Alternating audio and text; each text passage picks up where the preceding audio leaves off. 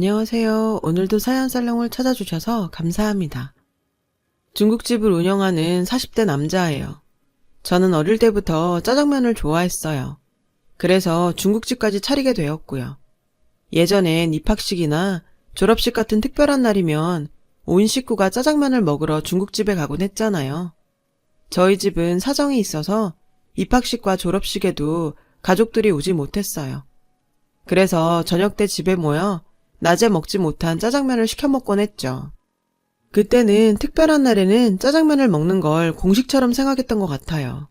솔직히 제겐 특별한 날이라서 짜장면을 먹는다기보다는 짜장면을 먹어서 특별한 날로 기억되긴 했지만요. 어른이 되고는 짜장면을 먹을 때마다 어린 시절 기억이 나서 이젠 거꾸로 기분이 좋거나 우울할 때 짜장면을 먹고 있어요. 주변에서 물릴 때가 되지 않았냐고 농담처럼 말하곤 하죠.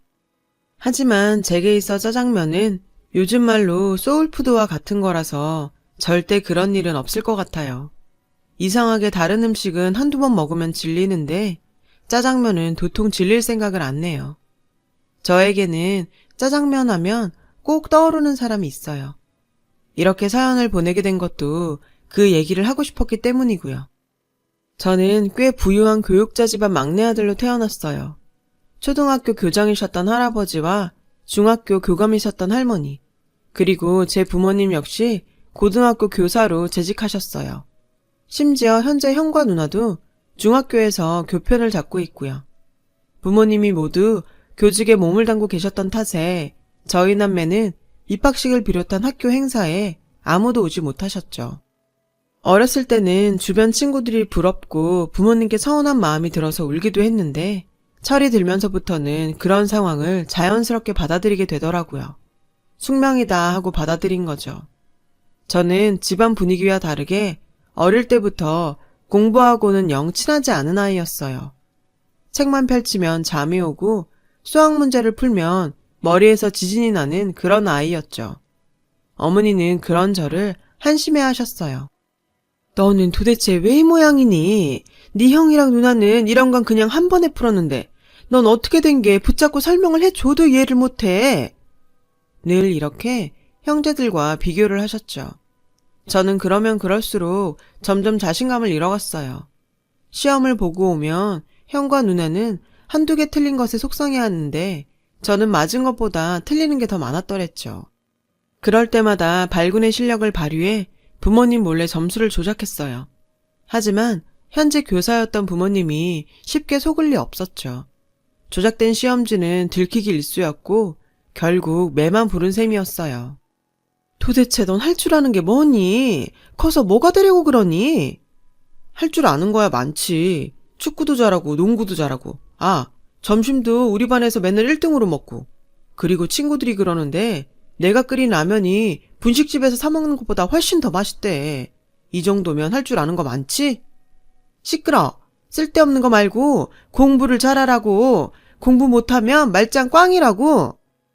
어릴 땐 다 필요 없으니 건강하게만 자라라던 엄마는 입만 열면 공부 타령을 하는 사람이 되었고 저는 점점 집에서 미운 오리 새끼가 되어갔어요. 밖에선 신나게 놀다가도 집에만 오면 입도 뻥긋하지 못하는 날이 많았어요. 그렇게 초등학교를 졸업하고 중학교에 입학하게 되었어요. 그런데 형과 누나 때는 먹었던 짜장면을 제 입학식 날에는 사주지도 않으시더라고요.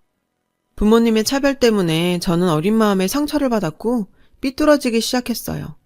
그렇게 좋아하던 짜장면도 다시는 먹지 않겠다고 다짐을 했고 본격적으로 말썽을 피우기 시작했어요. 그런 탓에 할머니마저도 저만 보면 한숨을 푹푹 쉬시며 혀를 차셨고 어머니는 하루가 멀다 하고 제게 회초리를 치셨어요. 저는 맞으면 맞을수록 더 말을 듣지 않았고요. 그렇게 저는 점점 천덕꾸러기가 되어갔어요. 그러던 어느 날 학교 수업을 받다가 날씨가 좋길래 나가고 싶은 충동에 학교 담을 넘었어요. 하필 그게 학생 주임 선생님께 걸려서 부모님께 전화가 가게 되었고 저는 어차피 집안의 미움을 받는 존재라 상관이 없다고 생각했는데 그런 제 모습에 학생 주임 선생님은 반성의 기미가 보이지 않는다며 한 달 동안 화장실 청소를 시키셨어요. 웬일인지 학교에서 연락이 갔을 텐데 부모님은 저를 혼내지 않더라고요. 왠지 좀 섭섭했어요. 드디어 부모님이 나를 포기했구나 싶었거든요. 그래서인지 말썽을 피우는 것도 재미없고 모든 의욕이 사라져버렸어요. 그 덕에 말썽은 잠잠해졌고 집안은 평화로워졌죠. 정말 내가 요즘 같기만 하면 좀 살겠네. 엄마는 제가 버젓이 듣고 있는데도 아랑곳 않고 그런 말을 하셨어요. 저는 풀 죽은 강아지처럼 기가 팍 꺾여서 방에 들어와 멍하니 창밖을 바라봤어요. 어쩌면 난 우리 부모님 친자식이 아닐지도 몰라. 이런 생각을 하면서요. 그런 생각을 하다 보니 나도 모르게 세상에 혼자만 버려진 것 같은 기분이 들었어요. 그때 누군가 노크를 했어요. 할아버지였죠. 할아버지는 웃으시며 밖에 나가 저녁을 먹자고 하셨죠. 할아버지가 저를 데리고 가신 곳은 동네 중국집이었어요. 형이랑 누나는 입학식 때 다 먹었는데 우리 막둥이 입학식에 못 먹었지. 우리 막둥이가 세상에서 제일 좋아하는 게 짜장면인데 할애비가 깜빡해서 미안하다. 그 말에 나도 모르게 눈물이 뚝뚝 떨어졌어요. 제가 입학하던 날 할아버지는 퇴임 기념으로 선생님들과 식사 약속이 있었거든요. 그 다음 날은 고향집에 내려가셔서 모처럼 휴가를 보내고 오신 탓에 저를 챙기지 못하셨다며 제게 미안해하셨어요. 집안에 행사가 있을 때마다 늘 할아버지가 음식값을 내곤 하셨거든요. 할아버지는 제 입학식을 챙겨주지 못하신 게 마음에 걸리셨던 모양이에요. 그때 마침 주문한 짜장면과 탕수육이 나왔고 저는 개눈 감추듯 순식간에 먹어 치웠어요. 할아버지는 그런 저를 흐뭇하게 바라보셨죠. 우리 유성이는 커서 뭐가 되고 싶냐? 할아버지의 뜬금없는 질문에 당시 아무 생각이 없던 저는 대답을 못했어요. 세상에는 할 수 있는 일이 무궁무진하단다. 아직은 시간이 많으니 천천히 생각해도 돼. 분명히 내게도 가장 잘할 수 있는 일이 있을 게다. 할아버지는 다정하게 웃으며 저에게 말씀하셨어요. 그리고는 저에게 손등을 테이블 위에 올려놓으러 가시더니 어린 아이들에게나 찍어줄 법한 도장을 꺼내 제 손등에 꼭 찍어주셨어요. 제 손등에는 참 잘했어요 도장이 선명하게 찍혀 있었어요. 저는 의아해서 할아버지를 쳐다봤어요. 할아버지는 제가 건강하게 잘 커져서 찍어주는 거라고 하셨어요. 저는 그날 이후 180도 다른 사람이 되었어요. 저를 유일하게 칭찬해 주시는 할아버지 덕분이었죠. 저는 할아버지 말씀처럼 제가 잘할 수 있는 걸 찾아보고 싶어졌어요. 하지만 마음가짐이 바뀐다고 공부가 한순간에 되는 건 아니었어요. 그래서 공부는 아니구나 진작에 깨닫고 운동에 열을 올렸지만 체력도 그다지 좋지 않더라고요. 그렇다고 남들 앞에서 넉살 좋게 떠드는 걸 잘하지도 못했고 손재주도 없었죠. 그러던 어느 날 출출해서 라면을 끓여 먹다가 이거구나 하는 걸 발견하게 되었어요. 바로 요리였죠. 평소 냉장고를 뒤져 곧 잘해 먹곤 했는데 그런 경험이 저에게 요리에 대한 자신감을 심어주었던 것 같아요. 맛있게 만들어졌을 땐 친구들도 정말 좋아해서 성취감도 느끼게 해주었고요. 저는 할아버지한테 달려가 외쳤어요. 찾았어요. 저는 요리가 좋아요. 할아버지는 제 손에 도장을 찍어주시며 우리 유성이는 멋진 요리사가 되면 되겠구나 라고 말해주셨어요. 그 순간 저는 난생 처음 꿈을 갖게 되었어요.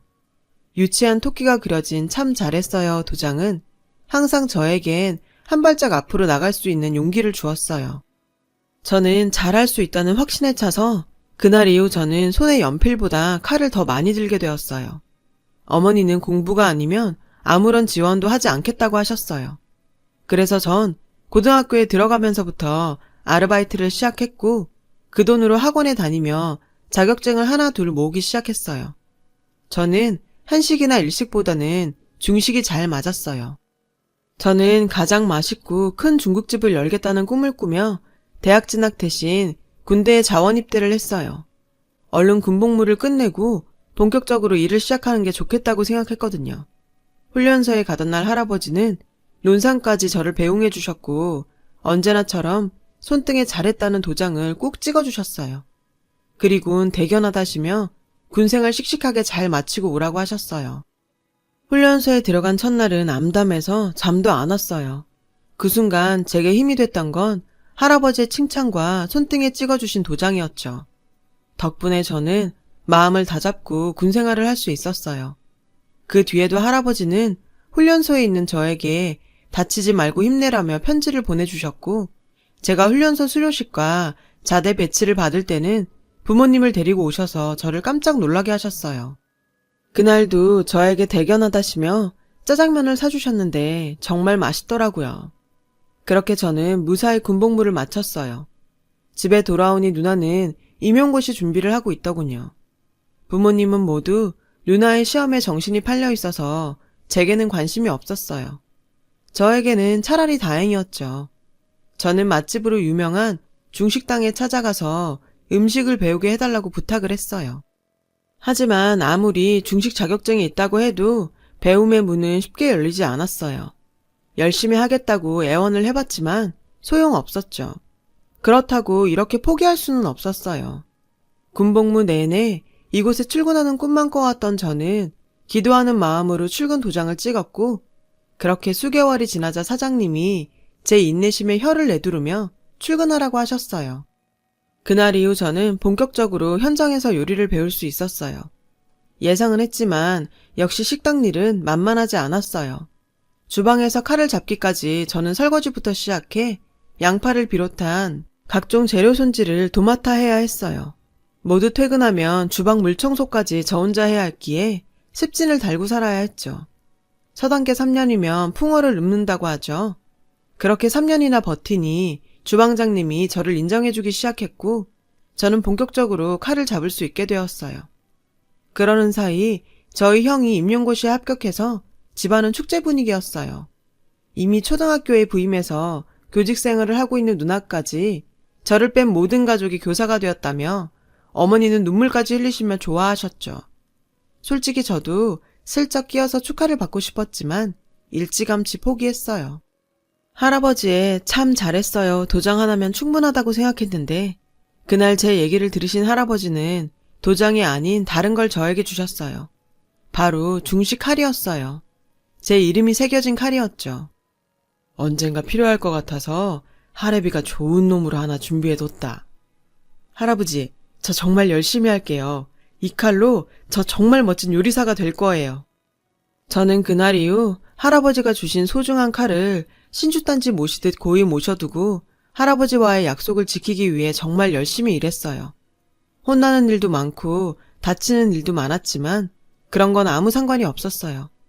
저는 요리하는 게 신나고 행복했거든요. 하지만 일이 손에 익었다고 생각할 즈음 저는 주방에서 손을 다치고 말았어요. 발이 꼬여 넘어지면서 기름이 끓고 있는 웍을 손으로 치고 말았죠. 그 바람에 전 오른손에 심한 화상을 입었고 신경이 손상돼서 오른손을 쓸 수 없게 되었어요. 세상이 모두 끝나버린 것 같은 절망적인 순간이었어요. 유일하게 할 줄 알고 유일하게 잘할 수 있는 일이었기에 절망감은 더더욱 컸죠. 저는 모든 걸 잃고 좌절해야만 했어요. 손은 피부 이식 수술을 받아 회복했지만 신경은 경과를 더 지켜봐야 했어요. 회복이 된다는 확신도 없이 재활치료를 받는 상황이 견딜 수 없을 만큼 화가 났어요. 퇴원 후 가족들의 무관심 속에 저는 제 방에 버려진 기분으로 먹지도 않고 침대에만 누워 지냈어요.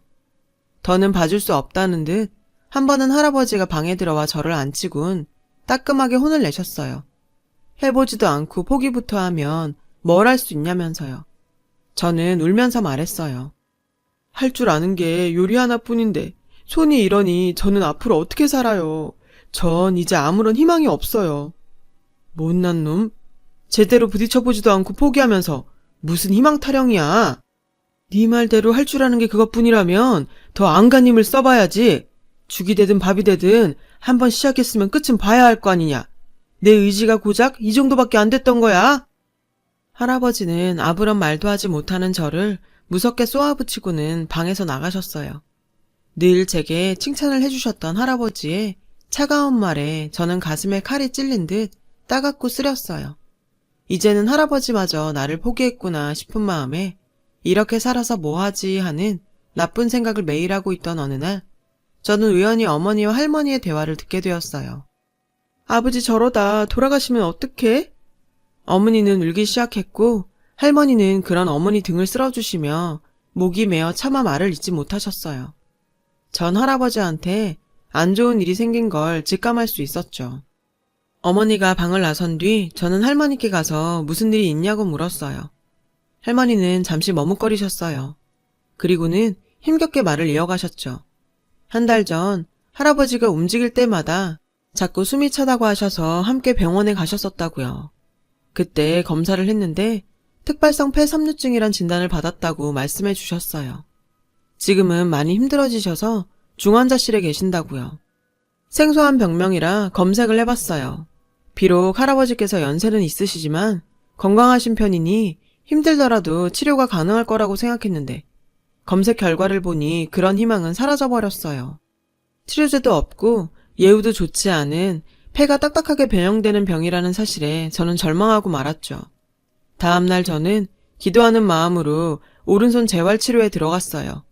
제 손이 예전처럼 돌아오면 할아버지도 다시 건강해지실 거란 최면을 걸며 죽을 힘을 다해 재활에 전념했어요. 지금껏 안 될 것 같은 일엔 크게 미련을 두지 않고 살아왔지만 이번만큼은 그럴 수 없었어요. 간절한 마음으로 악착같이 재활에 전념했더니 영원히 움직이지 않을 것 같던 손이 조금씩 움직이기 시작했어요. 신기하더군요. 기적을 경험한 기분으로 저는 그 길로 할아버지가 입원해 계신 병원으로 달려갔어요.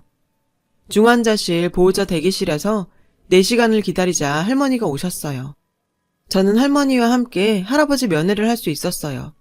중환자실에 들어가자 각종 기계에 달린 전선을 가슴에 달고 있는 할아버지가 보였어요. 저는 할아버지 손을 잡고 생각했어요. 오늘 처음으로 손이 움직였어요. 할아버지 말씀대로 포기하지 않고 노력하니까 정말 움직였어요. 그러니까 할아버지도 포기하지 말고 빨리 일어나세요. 일어나셔서 이번에도 잘했다고 제 손등에 도장 찍어주세요. 참으려고 했지만 주책 없이 눈물이 흘러내렸고 할머니는 제 어깨를 토닥이시며 눈물을 훔치셨어요. 여보, 우리 유성이가 할아버지 보러 왔어요. 당신이 그렇게 예뻐하는 우리 손자 보시려면 얼른 일어나세요. 할머니는 목이 메어서 다음 말을 잊지 못하셨어요. 저는 할머니와 집에 돌아온 뒤에도 쉬지 않고 재활훈련을 했어요. 어쩌면 시간이 얼마 없을지 모른다는 생각에 조바심이 나서 하루라도 빨리 손을 쓸 수 있게 되길 바랬어요. 하지만 저의 마음과 달리 재활은 그렇게 간단한 게 아니었어요. 오히려 너무 무리하면 안 된다고 선생님이 저를 말리시더라고요. 하지만 저는 절박했기에 말리는 선생님 앞에서 눈물을 보였어요. 선생님은 제 사정을 들으시곤 위로해 주셨어요. 그 재활 선생님이 바로 현재 제 아내예요. 아내는 당시 제가 할아버지를 생각하는 마음이 인상 깊어 제 고백을 받아주었다고 하더군요. 재활은 생각보다 더뎠고 그렇게 2달 뒤 할아버지는 먼 길 떠날 준비를 하셨어요. 그 사이 몇 번 고비가 찾아왔고 담당 선생님은 가족들에게 마음의 준비를 하라고 하셨어요. 할아버지의 임종을 앞두고 할머니와 저는 할아버지의 물건을 정리했어요. 제 손등에 찍어주시던 참 잘했어요 도장도 있었어요. 할머니는 도장을 보시고는 미소를 지으셨죠. 그 도장은 네 할아버지가 처음 담임을 맡던 날 샀던 거란다. 그걸 사고 애들 공책에 찍어줄 생각에 얼마나 좋아하던지. 그 도장을 여태 가지고 계셨구나. 그날 밤 저희 가족은 병원에서 걸려온 전화를 받고 병원으로 달려갔어요. 할아버지는 곤히 잠든 얼굴이셨어요. 모두들 숙연한 분위기에서 할아버지와 마지막 인사를 나누었어요. 할머니는 오열을 하시다 아버지와 어머니의 부축을 받고 병실 밖으로 나가셨고 형과 누나도 침통한 얼굴로 자리를 지켰어요. 저는 슬쩍 챙겨온 할아버지의 도장을 꺼냈어요. 그리고는 할아버지 손등에 도장을 꼭 찍어드렸어요. 손등이 너무 야위어서 글씨가 선명하게 찍히지 않았죠. 할아버지의 손을 잡고 차마 떨어지지 않는 입을 애써 떼며 이렇게 말했어요. 할아버지, 감사합니다. 할아버지한테 받은 게 너무 많은데 저는 제대로 된 모습 한번 보여드린 적이 없어요. 할아버지 말씀대로 포기하지 않고 끝까지 노력할게요. 안녕히 가세요. 그날 밤 저희 가족은 너나 할 것 없이 할아버지와의 이별로 슬픔에 찬 밤을 보내며 빈소를 꾸렸어요. 발인을 마치고 돌아오는 길에 저는 깜박 잠이 들었어요. 그리고 할아버지 꿈을 꿨어요. 꿈속의 할아버지는 언제나처럼 인자한 미소로 제가 손등에 찍어드린 도장을 보고 계셨고 울고 있는 저에게 다가와 이렇게 말씀하셨어요. 울지 마라. 우리 막둥이 덕분에 할애비는 기쁘게 갈 수 있어 고맙다. 그리고 잊지 말거라. 하고자 하는 마음이 있다면 세상에 두려울 게 없으니 겁먹지 말고 살아라. 사랑한다. 언젠가 누나가 그러더라고요. 그날 제가 잠결에 울더라고요. 하도 서럽게 울길래 깨워야 하나 망설였대요. 제가 할아버지의 꿈을 꿨다고 말했더니 누나가 그러더군요. 할아버지는 마지막까지 너만 그렇게 챙기고 가시는구나. 사실 그동안 오빠랑 나는 할아버지가 너만 편애하셔서 솔직히 부러웠어. 누나의 말에 저는 놀랄 수밖에 없었어요. 부러웠다니. 저는 한 번도 그런 대상이 된 적이 없었기에 누나의 말에 기분이 묘하더라고요. 부러워했던 사람은 늘 저였으니까요. 살다 보니 이런 날이 다 오는구나 싶었죠. 그 후로 전 꾸준히 재활치료에 정진했고 마침내 다시 칼을 잡을 수 있게 되었어요. 무리하면 안 된다는 선생님 말에 동네에 작은 중국집을 열었고 할아버지가 주신 칼로 정성을 다해 요리를 시작했어요. 그리고 2년 뒤 할머니는 할아버지를 따라 하늘나라로 가셨어요. 평생 금슬 좋은 부부로 사시더니 할머니는 역시 할아버지의 곁이 아니면 안 되는구나 싶은 생각이 들었어요. 그렇게 시간이 흘러 누나가 시집을 가고 곧이어 형, 그리고 제가 끝으로 결혼을 했어요. 부모님은 시골 학교에서 아이들을 가르치고 싶다는 꿈을 이루기 위해 강원도로 내려가셨어요. 어머니는 강원도로 떠나시는 날 저에게 항상 마음에 빚이 있었다며 너그러운 엄마가 돼주지 못해 미안하다고 하셨죠. 사실 어머니께서 그러실 거 있나요? 제가 부족했던 거죠. 그해 저는 세상에서 가장 귀한 딸을 얻었어요. 그것만으로도 참 감사한 일인데 제 가게가 동네 맛집으로 소문이 나서 찾아주는 손님도 많고 덕분에 하루하루 행복을 느끼며 살고 있어요. 요즘 아내는 딸아이 한글 공부에 한창 열을 올리고 있어요. 어제는 딸아이가 가게로 와서 손등에 찍힌 참 잘했어요 도장을 저에게 보여주더군요. 기분이 묘했어요. 도장 하나에 세상을 다 가진 듯 좋아하는 딸아이의 얼굴을 보니 하늘에 계신 할아버지가 더 보고 싶더라고요. 할아버지 말씀대로 저는 요리라는 무기를 가지고 세상과 맞서게 되었고 한 가정의 어엿한 가장이 되었잖아요. 이게 다 할아버지의 믿음과 그걸 표현하신 칭찬 도장의 힘이 아니었나 생각해요. 철없이 방황하던 저를 잡아주었으니까요. 칭찬은 고래도 춤추게 한다고 하죠. 제 경험만 봐도 맞는 말인 것 같아요. 칭찬은 한 사람의 인생을 바꾸어 놓을 만큼 대단한 힘을 가지고 있으니까요. 그래서 저 또한 할아버지께 받은 그 칭찬의 힘을 제 아이에게 나누어 주려고 해요. 마치 할아버지의 유산처럼 말이죠. 누군가 부족해 보이고 못마땅하더라도 한 번 더 칭찬해 주시는 건 어떨까요? 그 한마디에 그 사람은 용기를 얻을 테니까요. 지금까지 제 사연을 들어주셔서 감사드려요. 여러분, 사연 댓글에 응원과 현명한 조언 부탁드려요. 좋아요와 구독은 저에게 큰 힘이 됩니다. 오늘도 좋은 일 가득하세요.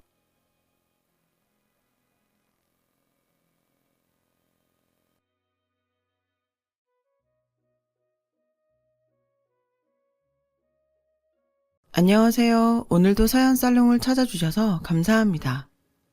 저는 50대 남성이에요. 어머니와 함께 지방에서 오리백숙집을 꽤 오래 운영했어요. 저희 가게는 인적이 드문 변두리에 있었지만 꽤 입소문이 난 집이었어요.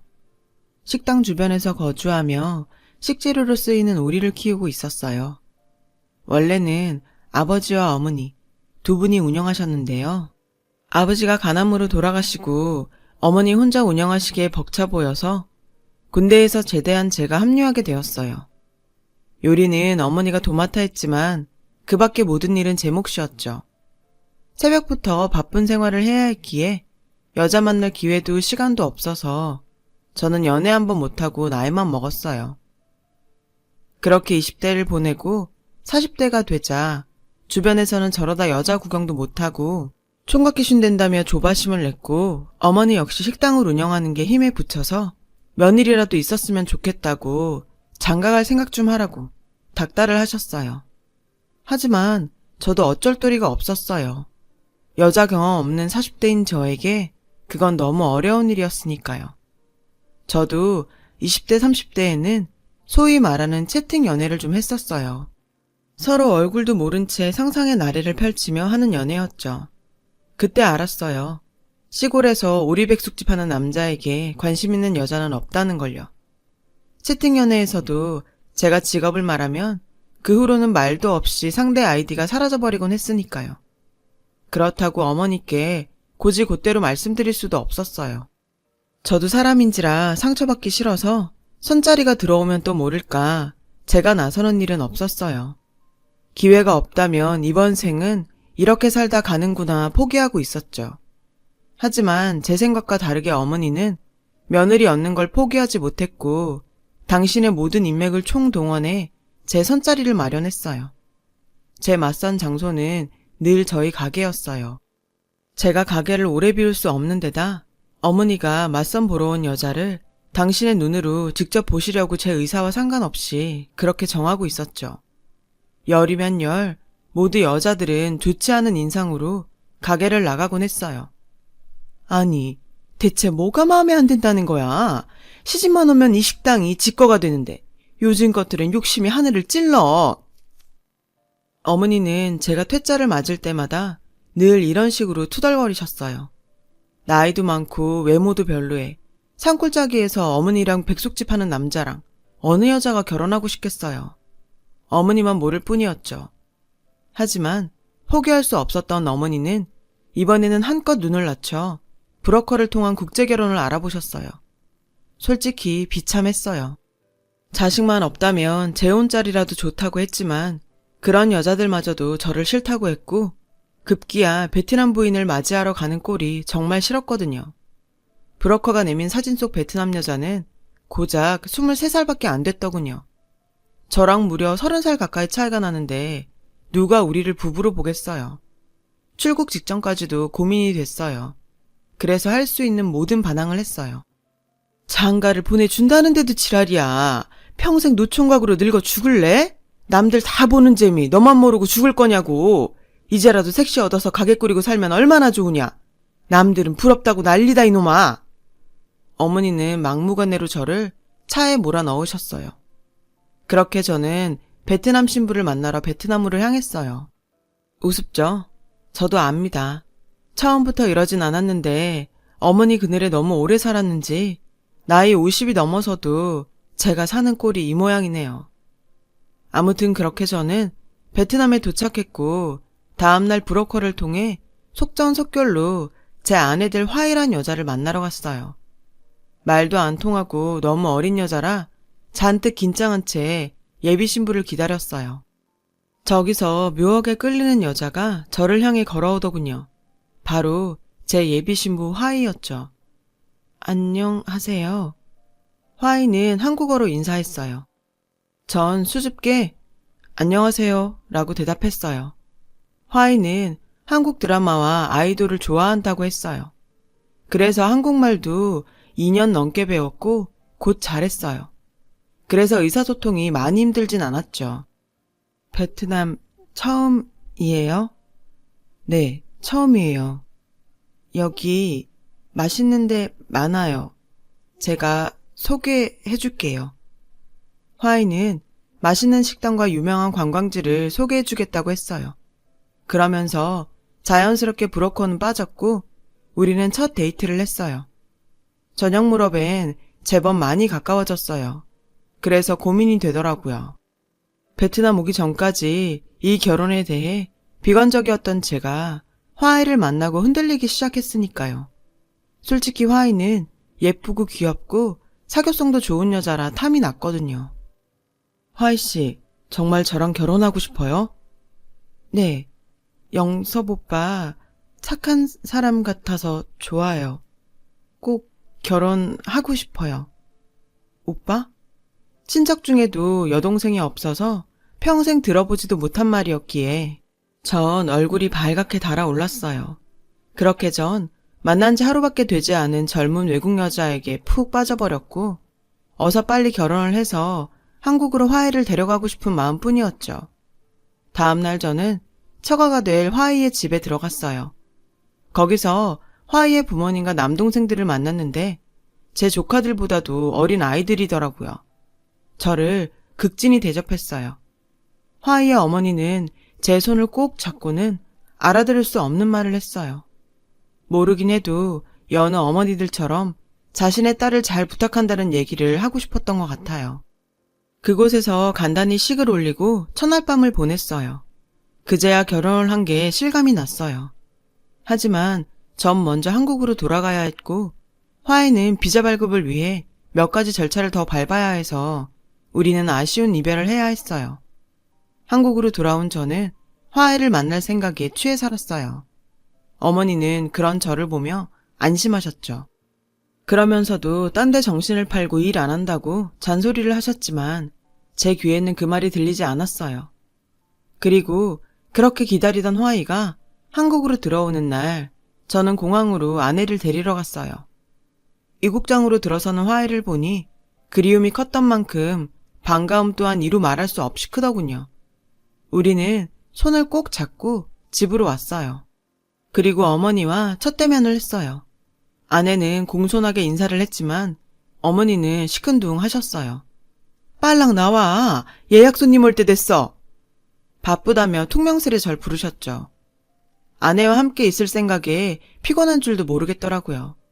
오히려 마음이 붕붕 나는 듯 했죠. 그런데 저 못지않게 며느리를 기다렸던 어머니는 뭐부터 가르쳐야 하나 생각이 분주한 것 같았어요. 저는 어리고 순진한 아내가 어머니께 호되게 당하지 않을까 걱정이 됐어요. 그래서 미리 일을 좀 배우고 내일 아침부터 같이 일하자고 했죠. 아내는 좋다며 그러겠다고 했어요. 전 그런 아내가 고마웠어요. 그렇게 몇 달이 흘렀고 아내는 그 사이 제법 일을 많이 배웠고 어느덧 식당의 일원으로 손색이 없게 되었어요. 아내는 꾸준히 한국어를 공부한 덕에 손님과도 크게 불편함이 없었어요. 일 눈치도 빨라서 일도 금방 배웠고요. 어머니는 그제야 마음이 놓이셨는지 제 아내를 믿어주기 시작했어요. 모든 게 순조롭게 돌아가니 포기했던 제 인생이 활짝 피어나는 듯 행복했어요. 그리고 더 늦기 전에 아이를 가져야겠다는 생각을 하게 됐어요. 하지만 아내가 어리니 조심스러워 그 시기를 좀 보고 있었는데 문제는 예상치 못한 곳에서 벌어졌어요. 영서봐, 내 말 잘 들어. 쟤랑은 애 만들지 마라. 알았지? 저는 어머니의 말에 충격을 받았어요. 보통의 어머니라면 하루빨리 손주를 보고 싶다고 재촉할 텐데 이상했어요. 엄마, 그게 무슨 소리예요? 이제 겨우 쓸만해졌는데 임신해봐? 병원 간다고 일 빠지고 놀 거 아니야? 내 어머니지만 기가 차더군요. 임신을 하면 일 못할까봐 애를 만들지 말라니 이게 말이 되는 소린가요? 저는 화가 나서 처음으로 어머니께 큰 소리를 냈어요. 저도 남들처럼 애 낳고 살고 싶어요. 이 문제는 어머니가 관여할 일 아닙니다. 저랑 화이가 알아서 결정할 거예요. 이 녀석이? 장가간 지 얼마나 됐다고 벌써부터 지 마누라 치마폭에서 놀아나? 그년이 애가 짜고 꼬시던? 이 애미한테 대들라고 시키더냐고. 어머니, 말씀 가려서 하세요. 년이라뇨. 저는 근 30년 만에 어머니께 화를 냈고 그런 제 모습에 어머니는 적지 않게 놀라신 눈치였어요. 그 소리에 놀라 아내가 주방에서 나왔어요. 무슨 일 있어요? 아니야, 당신은 신경 쓸 거 없어. 저는 아내를 다시 주방으로 들여보내고 저도 따라 들어갔어요. 그날 이후 어머니는 저와 아무 말씀도 하지 않으셨어요. 대신 제 아내를 구박하기 시작했죠. 아니, 넌 일을 어떻게 하는 거냐? 오리를 죄다 토막 내놓으면 어쩌라는 거냐고. 내가 정말 믿고 맡길 수가 있어야지. 미안합니다, 어머니. 됐어. 넌 나가서 상이나 닦아. 별것도 아닌 일에 어머니는 아내한테 화를 냈고 그렇게 밟던 아내는 주눅이 들어 얼굴에 그늘이 생기기 시작했어요. 요즘 엄마 때문에 많이 힘들지? 원래 당신 성에 차야 되는 분이라 그래. 그냥 한쪽 귀로 듣고 한쪽 귀로 흘려. 제가 못해서 그런 건데요. 그런데 어떻게 말을 한쪽 귀로 듣고 한쪽 귀로 흘려요? 아, 우리나라 말에 그런 게 있어. 신경 쓰지 말라는 뜻이야. 적어놓고 저도 써먹어야겠어요.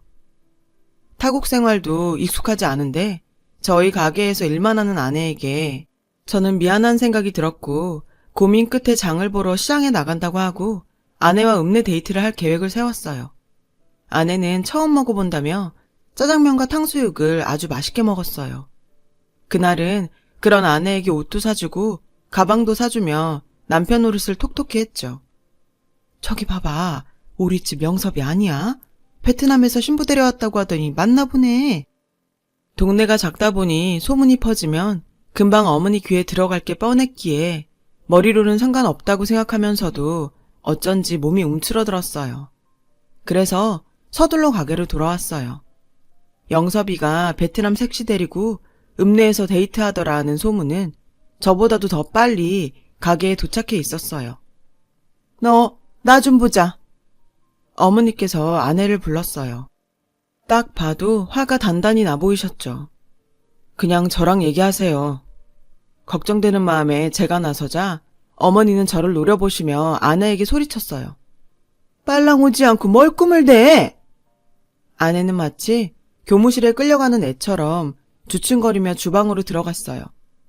보자 하니까 네 눈엔 시애미가 만만하게 보이냐? 저녁 손님 예약 꽉 찼는데 놀다가 와! 이게 아니고요. 시끄러. 어른이 말하고 있잖아. 똑똑히 들어. 말이 좋아 결혼이지. 넌 그냥 내가 사온 식모야. 자꾸 내 아들 홀려서 어쩔 생각하지 마. 니네 나라로 쫓겨나고 싶지 않으면. 내 말 알았어? 어머니의 말에 가만히 있을 수가 없었어요. 그래서 부엌으로 들어갔더니 어머니가 제게 물바가지를 뿌리셨어요. 내가 웃음냐? 내 눈엔 얘 고생하는 건 보이고 네 애미 고생하는 건 안 보이든? 배은망덕한 놈 같은 이라고? 저는 어머니가 왜 그러시는지 도통 이해가 안 갔어요. 처음엔 며느리한테 질투라도 하시는가 생각했는데 그러기엔 저희 모자가 그렇게 다정한 사이도 아니었으니까요. 그러던 어느 날이었어요. 한국에 온 지 1년이 되도록 가게에서 일만 하던 아내가 다문화 학교에 가고 싶다고 하더라고요. 그즈음 아내는 향수병 탓인지 장모님과 화상통화를 하며 울기도 하고 일할 때도 자주 멍하게 있었어요. 그러다 어머니께 혼이 나곤 했죠. 아내의 마음이 예전과 다르다는 걸 느낄 수 있었어요. 불안했어요. 그러다 어느 날 갑자기 나 베트남으로 다시 갈래요. 라고 할 것 같아 두려웠죠. 그래서 무슨 일이 있어도 아내를 다문화 학교에 보내주고 싶었고 그 때문에 한동안 어머니와 치열하게 싸워야 했어요. 학교 같은 소리 하네. 너 뭔가 착각하는 모양인데 쟤 우리 가게 일손으로 데려온 애야. 미리 경고하겠는데 혹여라도 나 몰래 엉뚱한 짓 할 생각 마라. 어머니는 제 아내를 며느리로 생각하지 않았어요. 그저 우리 가게에 일하러 온 외국인 노동자 취급을 하셨죠. 그러니 제 아내가 무슨 정이 있어 이곳에 살고 싶겠어요. 저는 그러지 마시라고 말씀드렸어요. 어머니가 원해서 여기로 시집온 고마운 사람이라고 말이죠. 고마운 사람 좋아하네. 내가 제 몸값 만들려고 그동안 부었던 적금을 깼어. 지금도 매달 쟤네 집에 돈 보내느라고 쉬지도 못하고 뜨거운 불 앞에서 이 고생인데 지금 누구 편을 드는 거야. 쟨 그냥 지 집에 돈 보내주려고 온 애야. 그러니까 간이고 쓸개고 빼줄 생각 마. 다달이 친정으로 돈을 보낸다는 건 처음 듣는 소리였어요. 아내는 분명 제가 좋아서 결혼하는 거라고 했거든요. 저는 아닐 거라고 생각하면서도 어머니 말에 조금씩 흔들렸어요.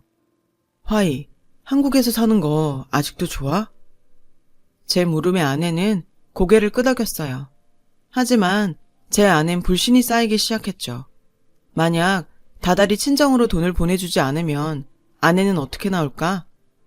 저는 확신을 갖고 싶어서 더 늦기 전에 아이를 갖기로 마음먹었어요.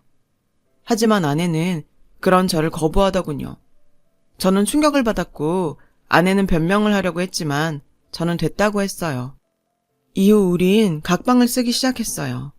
아내는 마치 각방을 쓰는 게 좋다는 듯 밤 늦게까지 핸드폰을 가지고 놀더군요. 가게 일도 하는 둥 마는 둥 했고 밖에 나갈 곳이만 찾아댔어요. 그 무렵 아내는 자신과 처지가 비슷한 베트남 여자와 알게 됐는데 밤마다 몇 시간씩 통화를 했어요. 화가 나더군요. 그래서 하루는 아내 방으로 무작정 쳐들어갔어요. 그랬더니 노트에 베트남어로 이것저것 낙서를 해놓았더라고요. 저를 보자 화들짝 놀란 아내는 허겁지겁 노트부터 감추는 게 아니겠어요. 저는 노트를 뺏어서 찢어버렸어요. 왜 그래요? 그걸 왜 찢어요? 아내는 제게 화를 냈고 저 역시 아내에게 화를 냈어요. 나 몰래 무슨 수작을 부리는 것 같아 차가운 시선으로 아내를 노려봤죠. 왜? 여기에 중요한 거라도 적어놨어? 베트남에 가서 뭐하고 살지 적어놨니? 아내는 제 말에 눈시울을 붉히며 조각이 난 종이를 주워 모았어요. 그 모습에 더욱 부하가 치밀더군요. 니네 집에 전화해서 얘기해. 다음 달부터 돈 못 보낸다고.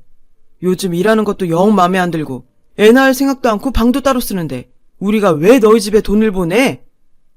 아내는 무슨 말을 그렇게 하냐고 소리치며 울었어요. 그 바람에 어머니가 나오셨더라고요. 저는 이를 키우고 싶지 않아서 어머니를 모시고 방을 나왔어요. 웬 소란이야. 제가 뭐라고 하든? 아니에요. 요즘 일도 잘 안 하려고 해서 뭐라고 좀 했어요. 잘했다. 안 그래도 요즘 꾀가 늘었길래 뭐라고 할 참이었다. 저는 심란한 마음에 한숨도 못 잤어요. 다음날 아침밥 먹을 시간이 다 되도록 아내가 보이지 않았어요. 순간 싸한 기분이 들어서 아내 방으로 가봤더니 방은 말끔히 정돈돼 있었고 화장대에 편지 한 장이 놓여 있더라고요. 미안합니다. 저는 여기 있으면 안 될 것 같습니다. 베트남 집엔 이야기 잘 하겠습니다. 돈 안 줘도 됩니다. 잘 사세요. 글쎄 아내가 집을 나갔지 뭐예요. 그제야 정신이 번쩍 들었어요. 아내에게 확인도 않고 막말을 쏟아낸 제가 너무나도 한심스러웠어요. 무엇보다 아내가 걱정이 되었어요. 한국에 온 지 1년이 넘었지만 이곳 실정을 모르는 아내를 생각하니 내가 무슨 짓을 한 건가 싶었어요. 물가에 내놓은 어린 아이처럼 내내 불안하기만 했죠. 저는 가게 일도 팽개치고 미친놈처럼 아내를 찾으러 돌아다녔고 3일 만에 아내가 읍내에서 베트남 친구와 함께 베트남 음식집을 연다는 얘기를 듣게 되었어요. 저는 수소문 끝에 가게를 찾아갔어요. 가보니 앞치마를 입은 아내가 있었어요. 저는 차마 아내 앞에 나서지 못했어요. 이유는 아내가 너무나도 밝게 웃고 있었기 때문이에요. 처음 베트남에서 봤던 그 밝은 얼굴이 제 눈앞에 보이는데 심장이 쿵 하고 내려앉는 것 같았어요. 저렇게 밝은 여자를 데려다 지금껏 무슨 짓을 한 건가 죄책감이 들더군요.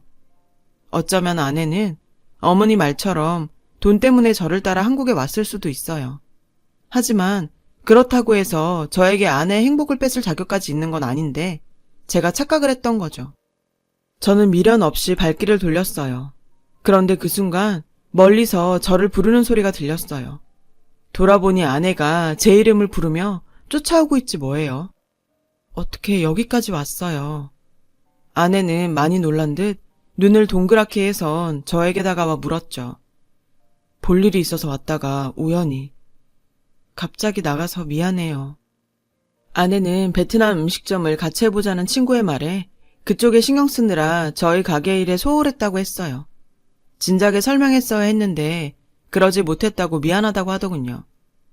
우리 집엔 제가 벌어서 돈 보내면 돼요.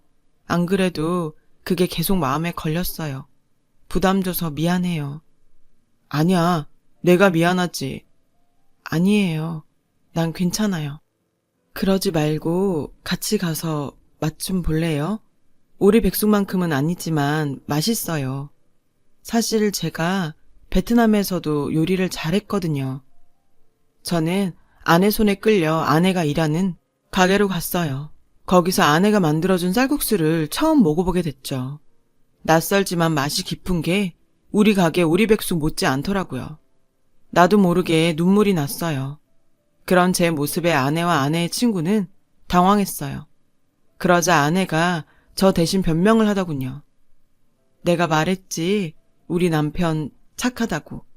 잘못한 것도 없으면서 저런다니까. 저는 아내의 말을 통해 아내의 진심을 알 수 있었어요. 그래서 큰 결심을 하게 됐죠. 저는 곧장 가게로 가서 어머니께 말씀드렸어요. 여기 가게 접고 시내로 이사가요. 뭐? 잡아오라는 애는 안 잡아오고 무슨 뚱딴지 같은 소리야. 화이가 시내에 식당 차려서 못 오니까 내가 가려는 거예요. 엄마는 싫으시면 혼자 계시던가요. 뭐? 왜? 그년이 이젠 나 버리고 저한테 오라든? 말 함부로 마세요. 어머니한테는 화이가 며느리로 안 보일지 몰라도 저한텐 하나뿐인 아내예요.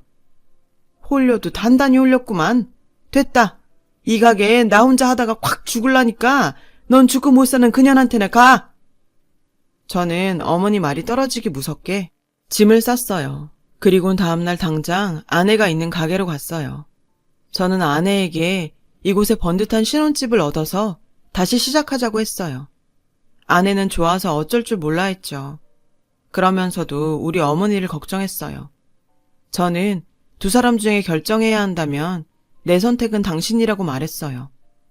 그 말에 아내는 감동했는지 말없이 그저 웃더군요. 그날 이후 저는 아내 친구가 하는 쌀국수집에 나갔어요. 아무래도 외국인 여자 둘이서 가게를 하는 것보다는 제가 함께 있는 게 나을 것 같았거든요. 다행히 가게는 아주 잘 됐어요. 오픈한 지 얼마 안 됐는데도 대기표를 받고 줄을 서야 할 정도로 동네에서 유명한 가게가 되었거든요. 그래서 확장을 하기로 마음먹었어요. 쇳불도 당김에 빼라고 부동산에 들러 조금 더 넓은 가게를 알아봤어요. 그리고 그동안 모아두었던 돈을 털어 베트남 요리 전문점을 차렸어요. 뭐 아니면 도라는 심정이었죠. 다행히도 가게는 성황을 이루었고 아내와 아내 친구는 신이 나서 힘든 줄도 모르고 일하는 재미에 빠졌어요. 무엇보다도 눈에 띄게 밝아진 아내의 모습을 보니 그렇게 좋을 수가 없었죠. 그러던 어느 날 손님 중에 익숙한 얼굴이 보였어요. 저희 어머니였죠. 근 2년 만에 보는 어머니는 그 사이 많이 야위셨더라고요. 아내는 어머니를 보자 눈물을 쏟으며 혼자 계시게 해서 죄송하다고 연신 고개를 숙였어요. 어머니는 너무 힘이 들어서 최근에 가게를 끝내 접었다고 했어요. 어쩌고서나 궁금해서 들렀다고 하셨죠. 가게를 둘러보신 어머니는 한 그릇에 7,000원 하는 국수를 팔아봤자 얼마나 남겠냐고 하시더군요. 그래서 슬쩍 월 매출을 말씀드리자 어머니는 놀라서 입을 다물지 못했어요. 그날 이후 어머니는 저희 가게에 나오셔서 손님 맞는 일을 시작했어요. 일손이 딸려 직원을 뽑을 예정이었는데 돈 아깝게 사람을 왜 쓰냐며 당신이 그냥 하신다고 고집을 피우셨거든요. 힘드시다고 아무리 말려도 한사코 소일거리로 당신이 하신다고 고집을 부리시는 어머니는 이제 쌀국수 매니아가 되셨죠. 이렇게 싸고 든든한 음식이 어디 있냐고 하시면서요. 아내는 어머니 건강이 걱정됐는지 철철이 한의원에 모시고 가 보약도 지어드리고 안마기까지 사드렸어요. 어머니 역시 제 아내를 세상에 둘도 없는 며느리라며 자랑하기 바쁘시고요. 비온 뒤 땅에 굳는다고 누구보다 서로를 챙기는 어머니와 아내를 보면서 내 인생의 봄날은 이런 게 아닐까 싶어요. 힘들게 이룬 가정인 만큼 지금의 이 행복을 지키도록 노력할 겁니다. 지금까지 제 사연을 들어주셔서 감사합니다. 여러분의 가정에도 좋은 일이 가득하길 빕니다. 여러분, 사연 댓글에 응원과 현명한 조언 부탁드려요. 좋아요와 구독은 저에게 큰 힘이 됩니다. 오늘도 좋은 일 가득하세요.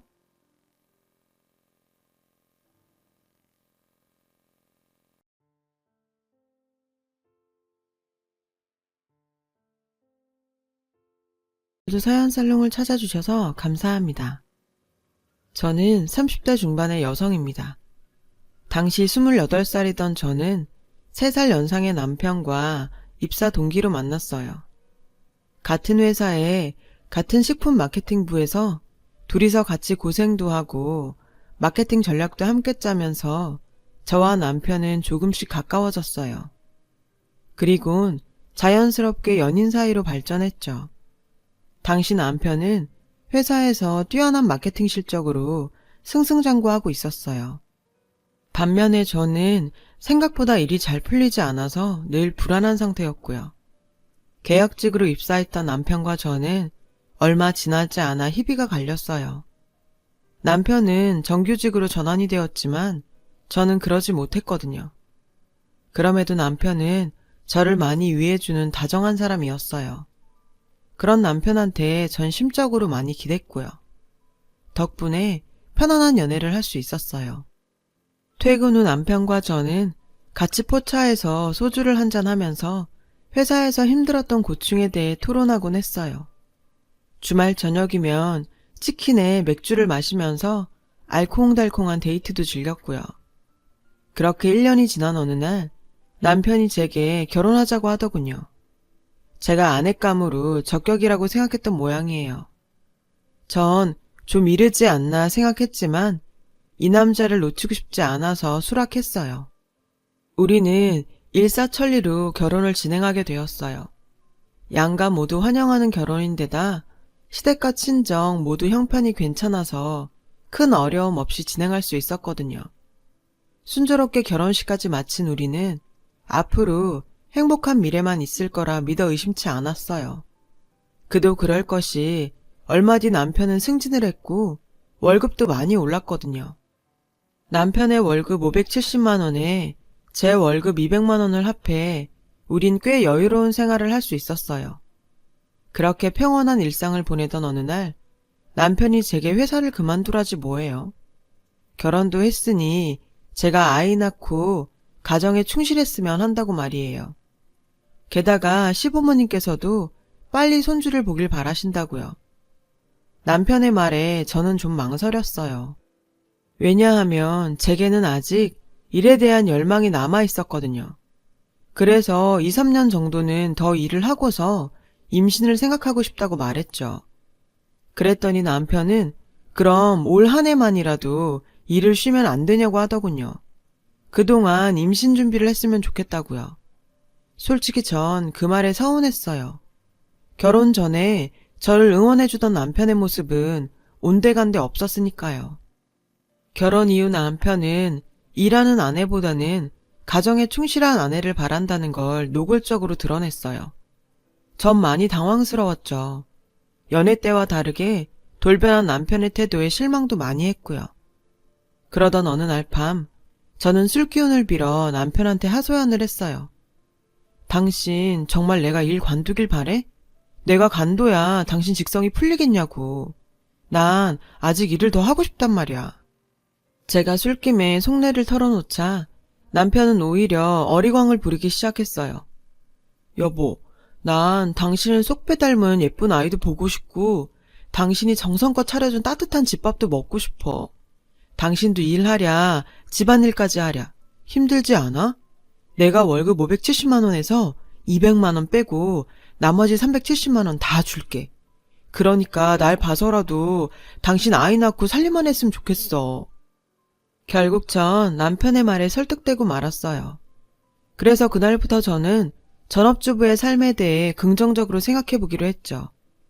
마음을 그렇게 다잡고 보니까 집안일을 하는 것도 그렇고 아이를 키우는 것도 꽤 괜찮을 것 같다는 생각이 들더라고요. 내가 한 음식을 가족들이 맛있게 먹어줄 때 성취감이라든지 아이를 키우면서 얻는 행복감이라든지 그런 것들요. 그렇게 결혼 1주년을 앞두고 저는 일을 관뒀어요. 그리고 남편한테 약속한 대로 매달 370만 원을 받게 되었고요. 남편은 생활비를 제외하고 남은 돈은 제 용돈으로 자유롭게 써도 된다고요. 뭐에 쓰든 간섭하지 않겠다더군요. 많죠. 저도 그렇게 생각했습니다. 그렇게 전 전업주부의 삶을 시작했고 살림을 살아보니 의외의 발견을 하게 됐지 뭐예요. 제가 요리에 꽤 재능이 있다는 거였죠. 게다가 집안일도 적성에 맞아서 무리 없이 잘 해나갔고요. 그런데 생각지도 않은 곳에서 삐걱이게 되었어요. 바로 제 남편 때문이었죠. 전업주부 하라고 그렇게 등 떠밀더니 이젠 시집살이까지 시키지 뭐예요. 시어머니보다 더한 남편살이요. 집안일에 어느 정도 적응이 돼서 다행이다 했는데 사사건건 간섭을 어찌나 해대는지 기왕 살림하기로 한 거 빈틈없이 완벽하게 하라나요? 콩쥐 새엄마보다 매운 남편 살이를 시키는데 사람 정말 미치겠더라고요. 자기 옷은 매일 빨고 일일이 탈취제를 뿌려 드라이기로 말리고 침구도 매일 교체하라고 말이에요. 아니, 여기가 인류 호텔이냐고요. 저요, 남편 빨래하느라 아주 허리가 휠 정도였다니까요. 이 인간한테 이런 병적인 결벽증이 있는 줄 알았으면 결혼 안 하는 건데. 그런데 남편의 결벽증은 여기서 끝이 아니었어요.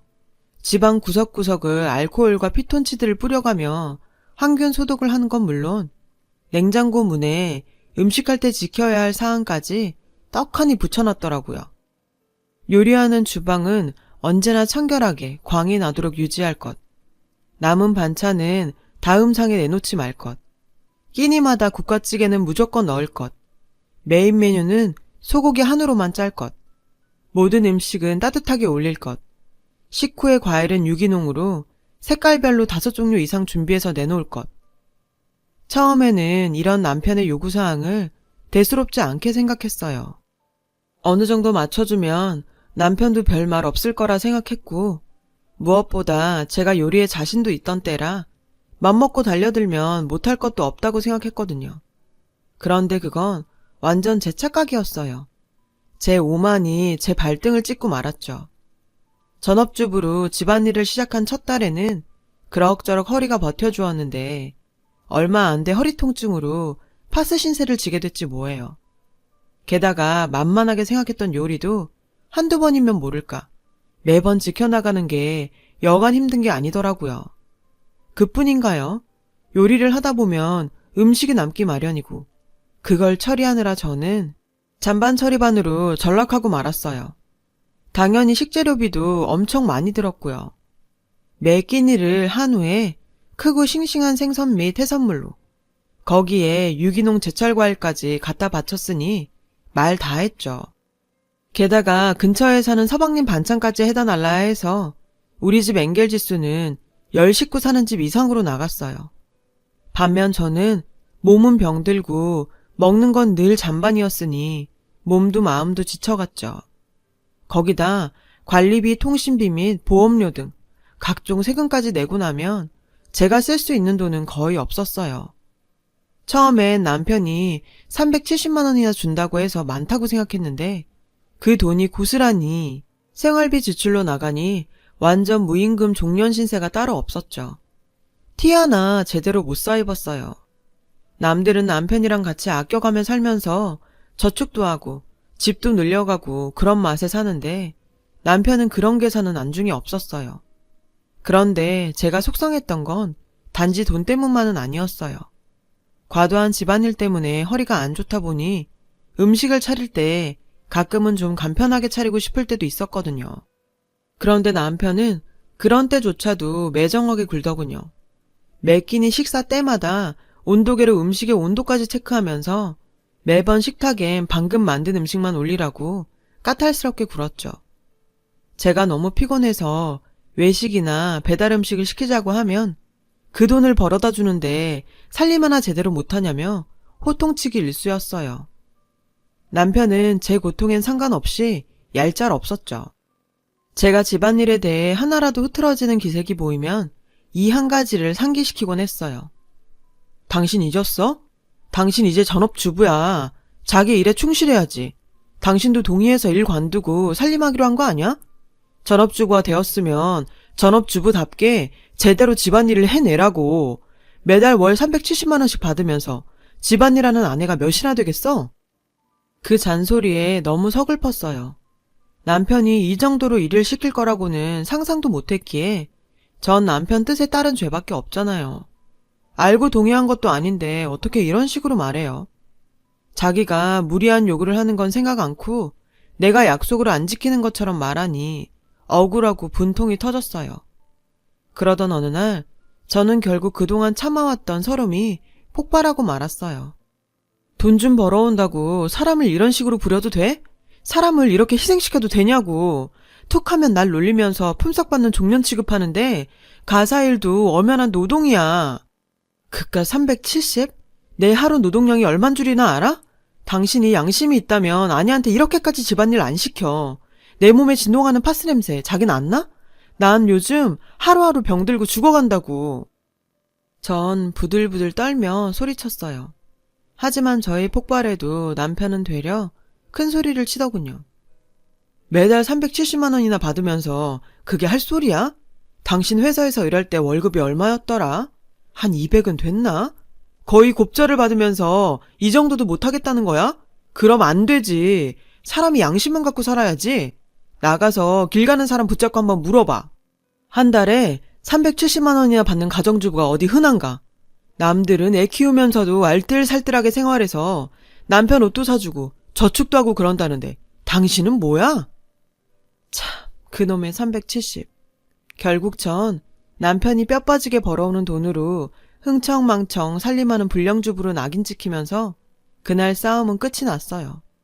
고생은 고생대로 하고도 이런 취급을 받게 되니 전 속에서 천불이 났죠. 그 후로도 우리 부부는 같은 일로 싸움을 했어요. 매번 남편의 승리로 끝났고요. 결국 저는 남편을 설득하는 방향으로 전략을 바꿨지만 그것마저 헛수고였죠. 남편은 더욱 거세게 반발했거든요. 이런 날들이 이어지다 보니 언젠가부터 전 자기 검열을 하게 되었죠. 남편이 원하는 대로 내가 가사 일을 잘하고 있는지 스스로 체크를 하게 된 거예요. 하나부터 10까지 다 꼼꼼하게 체크를 하면서 남편한테 싫은 소리 듣지 않으려 노력했습니다. 당근 없이 채찍만 들이대는 남편의 태도에 결국 전 넉다운이 되고 말았죠. 전업주부로 나선 지 7개월 만에 저는 포기 선언을 하고 친정에 가버렸어요. 남편과 떨어져서 지내다 보면 자기가 아쉽고 불편해서 스스로 자신의 행동을 반성하지 않을까 했던 거죠. 그런데 문제가 생겼어요. 친정에 온 뒤로 생리할 때가 되었는데도 생리를 하지 않더라고요. 첫 딸은 그동안 너무 무리를 해서 그런 거려니 하고 넘어갔죠. 그런데 2달이 지나도 깜깜무소식인 거예요. 결국 저는 임신 테스트기를 샀죠. 그런데 떡하니 2줄이 나오지 뭐예요. 갑작스러운 임신 소식에 난감했어요. 하는 수 없이 남편한테 연락을 했습니다. 남편은 엄청 기뻐하더라고요. 그날 밤 남편은 퇴근하자마자 저희 친정으로 달려왔어요. 그리곤 집으로 가자며 살살 달래더군요. 임신까지 한 마당에 별 수 없어서 저는 남편을 따라 집으로 돌아왔어요. 남편 없이 아이를 낳을 수는 없으니까요. 저희 임신 소식에 시부모님께서도 무척 기뻐하셨어요. 오매불망 기다리던 손주를 드디어 보게 됐다고요. 제가 친정에 가 있던 사실을 알 리 없는 시부모님께서는 한 걸음에 저희 집으로 달려오셨죠. 네가 드디어 손주를 안겨주는구나. 임신 중에 좋다는 보약도 지어왔으니 잘 챙겨 먹거라. 어머님은 한약 박스를 내미시며 축하해 주셨어요. 시부모님의 축하에 저는 차마 그동안의 일을 말씀드릴 수 없었어요. 그냥 속으로 삭히기로 했죠. 우리 부부는 간만에 시부모님을 모시고 외식을 하러 나갔어요. 고급 한식당으로 가서 코스 요리를 주문했죠. 그런데 남편이 음식 맛을 보더니 한 소리를 하더라고요. 아니, 드레싱이 왜 이렇게 느끼해? 유명한 집이라길래 음식이 괜찮은 줄 알았는데 완전 별로잖아. 요즘 누가 샐러드를 촌스럽게 아일랜드 드레싱으로 만들어. 남편이 인상을 팍 쓰면서 말했죠. 그러자 시어머니께선 의아하다는 듯이 말씀하셨어요. 괜찮은 것 같은데? 내 입맛이 둔한가? 시아버님도 드셔보시곤 괜찮은 것 같다고 하셨죠. 저도 마찬가지였고요. 아일랜드 드레싱이 뭐가 어때서? 난 고소하고 담백하니 맛만 좋은데? 자기 입맛엔 안 맞아? 그랬더니 남편이 짜증 섞인 말투로 이러는 거예요. 아일랜드 드레싱 같이 기본적인 드레싱을 내놓는데 고급 식당이라고 할 수 없지. 당신은 식품 마케팅을 했다는 사람이 그런 기초적인 상식도 몰라? 하여튼 당신은 시집 잘 온 줄 알아. 그 실력으론 회사에 남았어도 정직원은 힘들었을 테니까. 맙소사. 아니 이게 아내한테 할 소리예요? 저는 남편의 말에 기가 찼어요. 그깟 드레싱 하나 가지고 정직원까지 들먹일 일이에요. 간만에 외식인데 좋은 분위기를 꼭 이렇게 망쳐야 되냐고요. 전 이번 일은 그냥 넘어갈 수 없었어요. 그래서 시부모님이 보는 앞이지만 남편한테 버럭 화를 냈죠. 내가 시집을 잘 와? 기가 막혀서 정말. 당신 같은 남편 만나서 내가 그동안 어떻게 살았는데 당신 결벽증 때문에 매일 이불 빨래하고 매 끼니마다 까탈스러운 당신 입 맞추느라 미치는 줄 알았다고. 370만 원씩이나 받으면서 엄살 떤다고. 당신이 날 얼마나 구박했어? 말이 좋아 370이지 고매하신 당신 밥상에 서방님 반찬까지 나르느라 그 돈 다 나갔다고. 땡전 한 푼 못 받으면서 난 온몸에 파스 붙여가며 18시간씩 가사노동 했단 말이야. 제 말에 시부모님께선 당황하셨어요. 어머님께서 남편한테 물으셨죠. 아들, 정말 얘한테 매달 370만 원을 준 게 맞니? 남편은 씩씩거리며 대답하더군요. 네, 그런데도 저런 소리를 한다니까요. 고마운 줄 모르고. 전 이참에 어머님께서 남편한테 한 소리 해주시길 바랬어요. 어머님도 주부니까 제 심정 아실 거라 믿었거든요. 그런데 370만 원이나 받아 처먹었으면 곱게 찌그러졌을 일이지. 어디 시부모 앞에서 지 남편한테 말대꾸냐? 네가 사치 부리고 낭비하니까 남는 게 없지? 남편이 밖에서 뼈 빠지게 벌어다 준 돈 귀한 줄도 모르고 펑펑 써대니 그런 거 아냐. 알뜰하게 챙겨서 돈 모을 생각은 않고 넌 개념이 있는 애니 없는 애니? 야, 가재는 개편이라더니 그 말이 딱이더라고요. 어쩜 이 상황에 자기 아들 편만 들 수 있어요? 저는 어머님 막말에 분노가 상승했죠. 어머니, 제가 사치를 부리다뇨. 저는 살림 맡은 뒤로 옷 한 벌 못 사봤고요. 배달 음식 한 번 못 시켜봤어요. 게다가 몇 끼니 한우에 유기농 야채, 크고 싱싱한 생선만 고집하는데 어떻게 식비를 감당해요? 좀 전에도 보셨잖아요. 어머님 아들 입맛이 얼마나 까탈스러운지. 그런데도 다 제 탓이라고요? 어떻게 그렇게 말씀하세요? 하지만 제 반박에도 불구하고 어머님은 여전히 자기 아들 편이었어요. 팔은 안으로 굽는다더니 시어머니는 자기 핏줄인 아들뿐이더라고요. 그 어머니의 그 아들이었죠. 야, 너 그따위로 말할 거면 손주 낳고 네 발로 나가라. 난 너 같은 며느리는 감당 못하겠다. 어디 감히 시어머니한테 그딴 식으로 대들어? 버르장머리 없게. 적반하장이 따로 없었습니다. 그런데 그 순간 배가 땡기기 시작했어요. 그리고는 허리를 펼 수 없을 정도로 통증이 심해졌죠. 이런 상황도 모르고 남편은 절 무시하는 막말을 쏟아내더군요. 회사 다닐 때 부지런하게 일하길래 집안일도 잘할 줄 알고 결혼했는데 완전 똥 밟았다니까요. 이건 완전 집에서 노는 애한테 돈 갖다 바치는 꼴이라니까요. 남편의 말에 전 큰 충격을 받았어요. 그때였죠. 허벅지를 타고 뜨거운 무언가가 흘러내리더군요. 피였어요. 저는 심한 하열과 함께 그대로 정신을 잃었어요. 결국 전 유산하고 말았습니다. 미처 태어나보지도 못한 채 하늘나라로 가버린 뱃속의 제 아이를 생각하니까 남편이 더더욱 원망스럽더군요. 아이를 잃은 충격에 전 한동안 멍하게 지냈어요.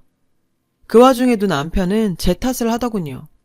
제가 분노 조절을 못해서 유산한 거라고, 모든 게 다 제 탓이라고요.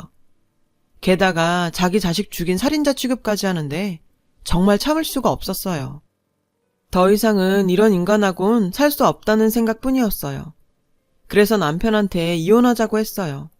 그러자 남편도 피차 일반이라는 듯이 그러자더군요.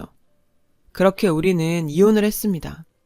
그런데 막상 이혼을 하고 나니 저한테는 남아있는 게 아무것도 없더라고요. 이혼녀에 경력 단절녀라는 꼬리표만 남아있었죠. 하지만 이대로 무너질 수는 없었어요. 인생을 포기하기엔 전 아직 젊으니까요. 뒤늦게 새로운 일을 찾아 나서는 건 쉽지 않았어요. 여러 곳에 이력서를 냈지만 돌아오는 건 거절뿐이었죠. 그렇게 저는 친정에 머물면서 하루하루 힘들게 지내고 있었어요. 그러던 어느 날이었죠. 전에 알고 지내던 친한 남사친한테 연락이 왔더라고요. 자기한테 괜찮은 식품 사업 아이템이 있어서 사업을 추진 중인데 마케팅 쪽을 맡아줄 사람이 없다며 저보고 같이 일해보지 않겠냐고 했죠. 마케팅이 성공적으로 이루어지면 충분한 보상도 해주겠다고요. 하늘이 내게 준 기회라고 생각했어요. 그래서 그 제안을 받아들이기로 했죠. 신생회사라 아직 체계가 안 잡혀서 일이 고되긴 했어요. 하지만 그만큼 보람도 컸습니다.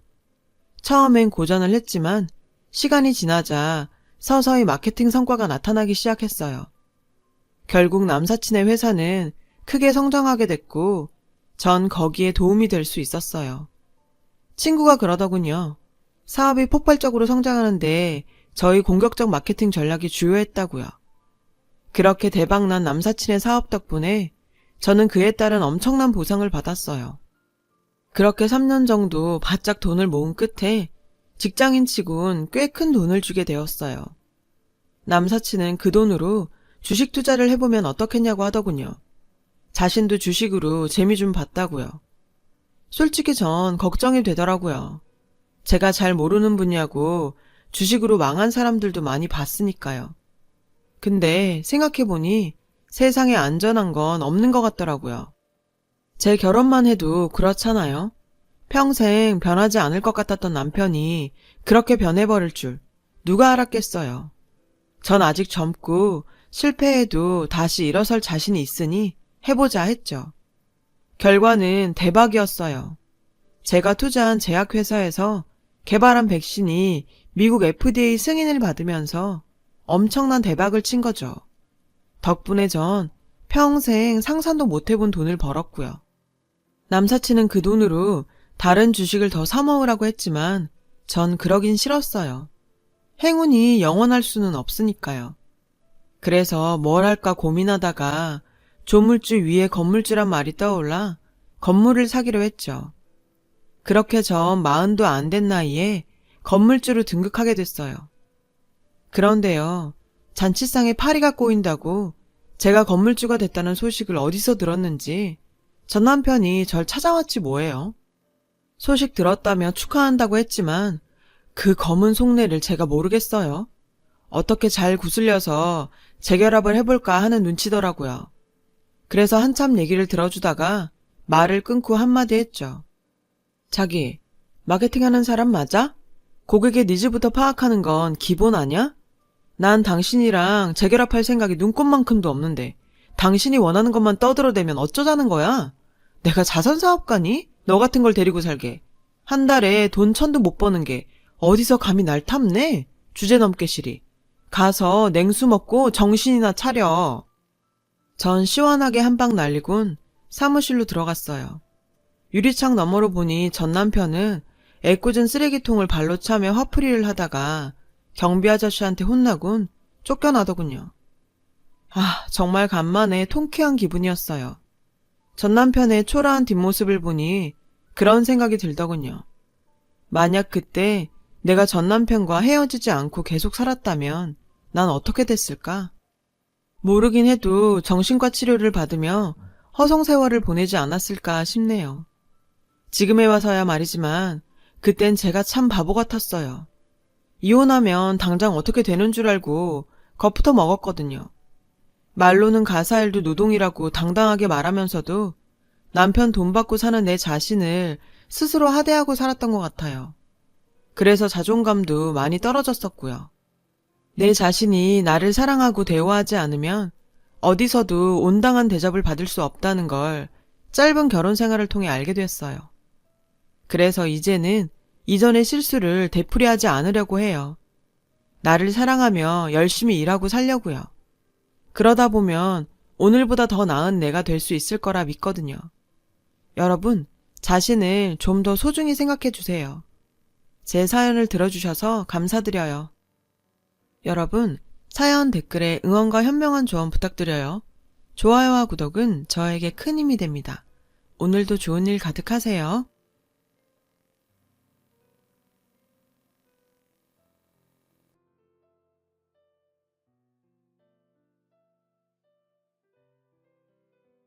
오늘도 사연 살롱을 찾아주셔서 감사합니다. 저는 남편과 함께 두 돌 지난 아들을 키우는 엄마예요. 요즘 세상에 부끄러운 일은 아닐 수도 있겠지만 저는 현재 남편과 결혼하기 전에 한번 갔다 온 경력이 있어요. 전 현재 남편과는 재혼이지만 남편은 제가 첫 결혼이고요. 제 첫 결혼은 지금 생각해보면 철없는 나이에 한 성급한 결정의 결과물이었던 것 같아요. 아무것도 모르는 어린 나이에 미련하게 사랑만 믿고 버린 바보 같은 짓이었죠. 제가 부도덕한 짓을 벌여서 한 이혼은 아니었어요. 이혼 사유는 전 남편한테 있었죠. 하지만 저도 잘못이 없었던 건 아니에요. 사람 보는 눈이 없었던 것. 그건 분명 제 잘못이죠. 아직도 전 그때의 제 자신을 원망하곤 해요.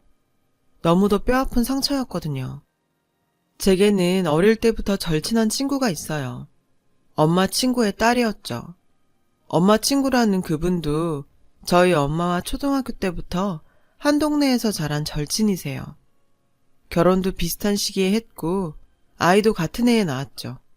그것도 똑같이 딸을요. 저희 엄마와 엄마 친구분은 딸들도 자신들처럼 절친한 친구로 자라주기를 바라셨어요. 그래서 아기 때부터 자주 만나서 같이 육아도 하고 저와 그 친구를 같이 놀게 하셨죠. 앨범을 보면 그 친구와 제가 함께 찍은 사진이 아기 때부터 수두룩 빽빽하게 꽂혀 있어요. 두 분의 바람대로 저와 그 친구는 아기 때부터 함께 잘 놀면서 서로에게 가장 친한 친구가 되었어요. 저는 엄마 친구분을 이모라고 불렀어요. 이모 댁이 저희 집과 멀지 않은 곳에 있어서 저와 친구는 양쪽 집과 비슷한 거리에 위치한 유치원에 함께 다니게 되었어요. 유치원에서도 저와 친구는 항상 붙어 다녔죠. 유치원 유아수첩에도 늘 그 친구와 가장 잘 논다고 적혀 있고요. 엄마와 이모는 정말 흐뭇해 하셨죠. 당신들 소원이 이루어졌다고요. 주말에도 가족끼리 만나기도 하고 놀러도 두 집이 함께 다녔어요. 저와 친구도 외동딸이어서 그런지 서로가 서로에게 의지되고 소중한 존재로 자리하게 되었죠. 그래서일까요? 엄마와 이모는 우리는 둘째 가질 필요 없겠어. 따로 형제자매 없어도 이렇게 애들이 서로 잘 노는데 무슨 걱정이야. 라고 하시며 좋아하셨고요. 초등학교에 입학할 무렵에는 아예 저희가 이모네 동네로 이사를 했어요. 그곳이 학교하고 더 가까웠거든요. 저희는 다행히 같은 중학교에 진학할 수 있었고 더욱 가까워졌죠. 학교에서도 같은 반이 아니었음에도 불구하고 등교하는 언제나 함께했고 방과 후에는 서로의 집에 번갈아 놀러가며 숙제도 같이 하고 공부도 같이 하고 놀기도 같이 했어요. 제가 친구 집으로 가든 친구가 저희 집으로 오든 어느 집에서나 서로의 엄마들은 언제나 환영해 주었고요. 물론 다른 친구들도 사귀기는 했지만 서로만큼 마음이 잘 맞고 깊은 얘기를 나눌 상대는 없었죠. 우린 심지어 성적도 거의 비슷했어요. 그러니 성적을 질투해서 멀어질 일도 없었어요. 우린 여고에 진학했죠. 그곳에서도 저희는 늘 붙어 다녔어요. 공부도 늘 같이 했고 성적도 정말 신기할 정도로 비슷한 수준을 늘 유지했어요. 그렇다 보니 수능 결과도 비슷하게 나왔고요. 저는 원하던 학교와 학과가 확고했기에 원서를 넣는데 주저함이 없었어요. 하지만 친구는 그렇지 못했어요. 아직 자신이 뭘 하고 싶은지도 몰랐고 그래서 저랑 성적도 비슷하니 그냥 저와 같은 학교, 같은 과에 지원을 했어요. 우린 초조하게 합격자 발표를 기다렸죠. 다행히 결과는 우리 둘 다 합격이었어요. 대학 합격 기념으로 엄마와 이모, 그리고 우리 둘은 함께 식사를 하러 갔어요. 엄마와 이모는 너희는 대학도 같은 데를 갔으니 우리보다 더 진한 우정을 나눌 수 있을 거라고 입을 모아 말씀하셨죠. 저도 정말 그렇게 될 줄 알았어요. 친구는 제 반쪽과도 같은 친구였으니까요. 모르긴 해도 둘 중 하나가 남자였다면 결혼했을 거라고 생각할 정도로요. 대학에 진학해서는 저는 원하던 과에 왔기에 정말 열심히 공부했어요. 하지만 친구는 그러지 못했어요. 수업에 흥미를 갖지 못했거든요. 당연하죠. 저와 성적이 비슷해서 따라온 거니 어영부영할 수밖에요. 그래도 수업은 착실히 들었어요. 대학교 3학년이 되었을 때 친구는 제게 남자를 소개시켜 주겠다고 하더군요. 당시 저는 공부만 하던 애였고 친구는 연애 경험을 몇 번 가진 상태였거든요. 친구가 제게 소개시켜준 남자는 친구의 전 남자친구 지인이었어요. 친구가 하도 괜찮은 사람이라고 해서 얼떨결에 저는 소개를 받기로 했죠. 소개팅은 카페에서 했어요. 상대방은 저보다 연상이었고 제게 적극적으로 호감을 드러내더군요. 저도 예의 바르고 꽤 훈훈하게 생긴 그 남자가 싫지 않았어요. 우린 화기애애하게 대화를 이어가다가 연락처를 교환하고 헤어졌어요. 그렇게 몇 번 더 연락을 주고받으면서 서로를 어느 정도 알아가던 즈음 그 남자가 제게 고백을 했죠. 저도 괜찮은 사람이라고 생각해서 그의 고백을 받아주었고 그렇게 우린 연애를 시작하게 되었죠. 주선자인 친구는 정말 기뻐하더군요. 자기가 소개해서 이루어졌다고요. 연애하는 동안 내내 행복했어요. 연상인 그 사람은 오빠처럼 든든했고 저를 잘 챙겨주었거든요. 그는 연애한 지 얼마 안 돼서부터 저랑 결혼하고 싶다고 얘기를 했어요. 당시 그는 삼촌 회사에 다니고 있었는데 회사가 탄탄해서 안정적이라며 일찍 결혼해도 나쁠 게 없다고 말했죠. 졸업 후 바로 결혼해서 둘이 같이 돈 모으면 어떻겠냐고요. 저는 1년 정도 연애를 하다가 졸업을 했고 친구와 전 운 좋게 한 기업에 같은 인턴으로 입사하게 되었어요. 1년 계약직으로요. 계약직이었지만 벌이도 꽤 좋았어요. 그러니 남자친구는 더욱 더 결혼 얘기를 하더라고요. 계속 결혼 얘기를 하니 저도 어느새 결혼을 하는 쪽으로 기울어졌고 그렇게 인턴 생활을 시작하고 반년도 채 안 돼서 우린 결혼을 하게 되었어요. 정말 후다닥 준비를 할 것만 준비하고 그렇게 한 결혼이었죠. 다행히 양가 상견례도 잘 치렀고 혼수와 관련해서도 마찰 없이 잘 끝냈어요. 시부모님께서 무난한 성격이셨거든요. 결혼하고 나서도 저는 계속 인턴 생활을 했고 남편도 삼촌 회사에서 근무를 잘 해나갔어요. 어느 때보다 자잘한 마찰이 있긴 했지만 생각보다 결혼 생활도 재밌었고요. 1년 계약직이던 친구는 저와 계약이 연장되어서 7개월 더 일하게 되었어요. 솔직히 정규직 전환을 바라기도 했지만 그래도 안 잘린 게 어디냐며 우린 서로를 위로했어요. 같은 직장 내 절친이 있어서 서로 의지할 수 있으니 앞으로 둘 다 정규직 전환만 되면 이보다 더 좋을 순 없다고 말이죠. 그런데 계약 기간이 끝나기 얼마 전 반가운 소식을 듣게 됐어요. 정사원 언니가 다가와서 그러더라고요. 너 정규직 되겠더라. 축하해. 언니 말로는 자기가 들었는데 제 실적과 성과가 좋아서 정규직 전환이 이미 결정된 것 같다고요. 저는 갑작스런 낭보에 뛸 듯이 기뻤어요. 하지만 이내 친구 생각이 나더라고요. 그래서 언니한테 제 친구는 어떻게 됐는지 아시냐고 물었죠. 그랬더니 제게 바짝 다가와 조용히 말하더군요. 아니, 걔는 없어.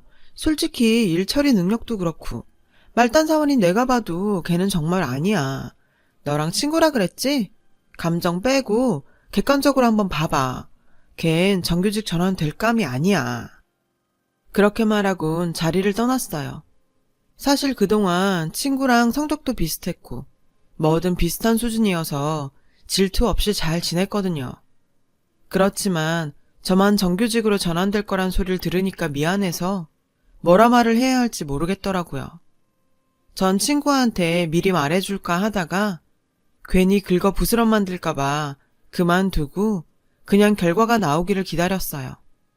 그리고 정규직 전환 결과 발표되는 날 놀랍게도 결과는 정반대로 나왔어요. 친구가 정규직이 되고 저는 떨어진 거죠. 전 한껏 기대했던 터라 실망도 컸어요. 한마디로 전 이제 짐 싸야 했으니까요. 제게 귀뜸을 해준 언니는 당황해서 제게 다가왔어요. 이게 어떻게 된 거야? 분명히 내가 들었는데? 그리고 너 아니어도 쟤는 정말 아니야. 무슨 일이지 이게? 자신도 놀라서 횡설수설 하더라고요. 저는 속상하고 억울했지만 그래도 친구가 잘 된 일이고 나는 다른 데서 일자리 구하면 되지 하고 넘겼어요. 친구가 제게 와서 너무 미안하다고 하길래 내가 뭘 미안할 일이냐고 이 일 열심히 하라고 보냈어요. 친구는 자기가 저녁에 술을 사겠다고 하더라고요. 축하도 할 겸 그러자 했죠. 저는 남편한테 연락해 친구랑 밥 먹고 술도 한잔하고 들어가겠다고 말했어요. 남편은 흔쾌히 그러라고 하더군요. 그렇게 전 친구랑 저녁을 먹게 되었어요. 그런데 친구가 밥을 먹다 말고 화장실에 다녀오겠다는 거예요. 그런데 한참을 기다려도 안 오지 뭐예요. 그래서 저는 주인 아주머니께 가방을 부탁하곤 화장실로 갔어요. 화장실 쪽으로 다가가는데 안에서 친구 목소리가 들리더라고요. 그런데 그 순간 저는 놀라운 말을 듣게 되었어요. 자기야, 정말 고마워. 자기가 얘기 잘해줘서 나 정규직 됐어. 내가 진짜 열심히 일할게. 지연이한테는 좀 미안하지만 그래도 지연이는 결혼도 했으니까 뭐. 저는 뭐에 홀린 듯 친구 목소리가 들리는 곳으로 다가갔어요. 친구는 저를 보자마자 죄 지은 사람처럼 소스라치게 놀라더라고요. 저는 성큼성큼 다가가 물었어요. 그게 무슨 말이야? 너 지금 누구랑 통화하는 건데? 친구가 멈칫하는 사이 전 친구 핸드폰을 낚아챘어요. 핸드폰 액정엔 현수 오빠라고 떠있더군요. 현수는 제 남편의 이름이었어요. 게다가 이름 옆에는 하트까지 붙어 있었죠. 저는 핸드폰을 귀에 갖다 댔어요. 그리고 핸드폰 너머에서 들리는 남편의 목소리를 들을 수 있었죠. 자기야, 들려? 제가 아닌 다른 여자에게 자기야라고 부르는 남편의 목소리에 저는 눈이 뒤집혔어요. 자기? 그래, 네 자기 여기 있다. 어떻게 네 와이프 절친이랑 바람을 펴? 네가 그러고도 인간이니? 어떻게 이런 막장 드라마를 나 모르는 사이에 찍고 있었니? 제 목소리에 놀란 남편이 허둥대며 말했어요. 지연아? 지연이야? 지연아, 오빠가 설명할게. 그게 사실은... 저는 더 듣지도 않고 핸드폰을 친구한테 던져버렸어요. 그리곤 그 자리를 벗어나려는데 친구가 눈물까지 글썽이며 절 붙잡더군요. 지연아, 미안해. 정말 미안해. 내가 사실 회사에서 일을 잘 못했잖아. 그런데 현수 오빠가 회사에 연줄이 있다고 하더라고. 지연이 너는 집에서 주부로 살게 해도 된다고 그래서. 기가 막혔어요. 세상에서 가장 친한 친구와 내 남편이 나 몰래 이런 일들을 벌이고 있었다니.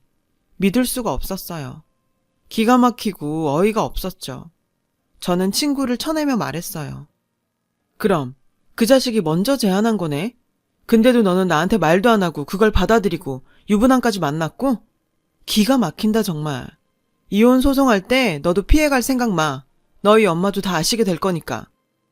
친구는 제 말에 하얗게 질려서는 제발 엄마한테는 이야기하지 말아달라고 빌었지만 저는 무시하고 그대로 집으로 돌아왔어요.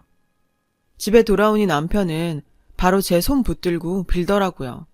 그런 남편한테 내 몸에 손대면 경찰한테 바로 신고할 거라고 말하곤 큰 가방에 대충 옷가지를 챙겼어요. 집을 나와 염치불고하고 대학 동기의 자취방으로 향했어요. 전 동기 앞에서 얼굴을 붉히며 사정을 얘기했고 동기는 고맙게도 자기가 더 화를 내주며 여기 있어도 된다고 했어요. 전 도저히 부모님 얼굴 뵐 낯이 없어 친정엔 갈 수 없었죠. 인턴 근무도 끝났겠다. 다음날 바로 인터넷 뒤져서 이혼 전문 변호사를 알아보곤 다음날로 바로 변호사 사무실로 찾아가 소장을 보냈어요. 남편과 친구가 제 핸드폰으로 불이 나게 연락을 하고 문자도 보냈지만 저는 다 무시하고 이혼 준비를 진행했어요. 그리고 열흘 뒤 법원에서 변호사 동석하에 남편과 만났죠. 그런데 친구도 따라왔더라고요. 남편은 친구 손을 잡고는 친구 잘못이 없으니 자기한테 화풀이를 하라더군요. 빌 때는 언제고 이제는 아예 대놓고 친구를 감싸고 돌다니 정말 기가 막혔죠. 어쨌든 두 사람 꼴은 누가 봐도 상간녀와 불륜남이었으니 제 입장에선 나쁠 거 없었죠. 남편이 스스로 자신이 유책 배우자임을 증명한 셈이니까요. 그렇게 전 이혼을 했고 위자료도 꽤 넉넉히 챙겼어요. 위자료 금액을 들을 때 남편 얼굴이 좀 일그러지긴 했지만요. 이혼 후에 친정 가서 이혼 사실과 경위를 말씀드렸더니 부모님, 특히 엄마는 놀라서 뒤집어지셨죠. 그리고 그날 당장 이모한테 전화해서 따지셨어요. 이모라고 자기 딸이 절친 남편을 꼬셔서 이혼까지 시킬 줄 아셨겠어요. 친구가 입을 꾹 다물고 있었으니까 아무것도 모르셨겠죠. 이모는 당장에 저희 집으로 찾아왔어요. 처음엔 용서를 구하시더라고요. 자기가 딸 잘못 가르쳐서 그렇게 된 거라고요. 그런데 얘기가 길어지더니 이상한 방향으로 흘러가기 시작했어요. 그래도 어쩌면 그 사람은 지연이랑 인연이 아니었던 건지도 몰라. 우리 딸 한 번만 용서해주면 안 될까? 지연이는 착해서 더 좋은 인연 만날 거니까. 엄마는 버럭 화를 내셨어요. 지금 남의 딸 망친 네 딸을 감싸는 거냐고요. 네 딸은 엄밀히 말해서 상간녀라고 콕 집어 말씀하셨죠. 엄마가 이모한테 그러는 건 처음 봤어요. 그러자 이모도 자기 딸을 함부로 말하지 말라고 버럭 하시더라고요. 결국 그렇게 엄마와 이모와의 관계도 파탄이 난 채로 오랜 우정은 끝이 나고 말았어요. 저는 엄마한테 죄송했어요. 저 때문에 엄마의 귀한 친구까지 잃은 것 같아서요. 하지만 엄마는 이제라도 저런 인간 끊어냈으니 다행이라고 하시면서 전혀 미안할 거 없다고 하시더군요. 저는 이혼 뒤 계속 구직활동을 하다가 부모님 권유로 유학을 결심하게 됐어요. 위자료 받은 걸로 유럽 쪽 대학원에 지원해 보려고요. 제가 대학교 성적도 괜찮고 경력도 있으니 가서 넓은 세상 보고 상처받은 마음도 치유하려고요. 100% 확신은 없었지만 그래도 전 부모님 말씀을 따라 스페인으로 유학을 떠났어요. 처음엔 적응이 힘들었지만 그곳에서 마음도 정리하고 공부도 하면서 저도 회복되는 기분이었어요. 무엇보다 거기엔 절 이혼녀라고 눈치 주는 사람들이 하나도 없더라고요.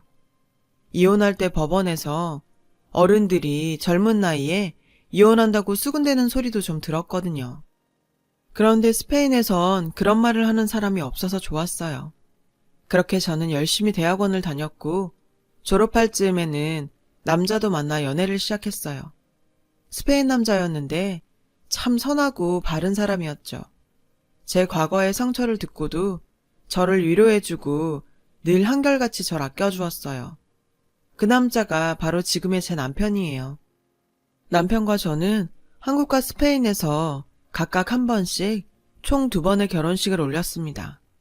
한국에선 부모님만 모신 채 간략하게 치렀죠.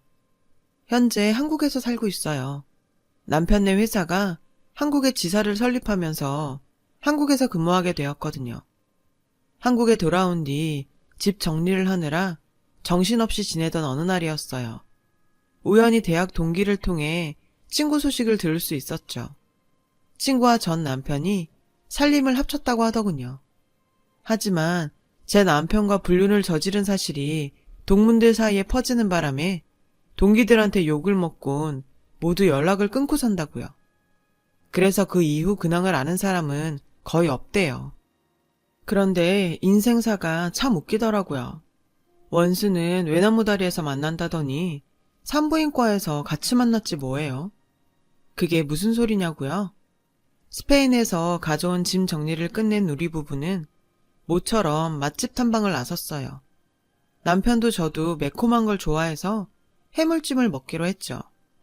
그런데 1시간을 줄을 서서 드디어 먹게 된 그 순간 냄새를 맡자마자 글쎄 속이 확 뒤집어지지 뭐예요.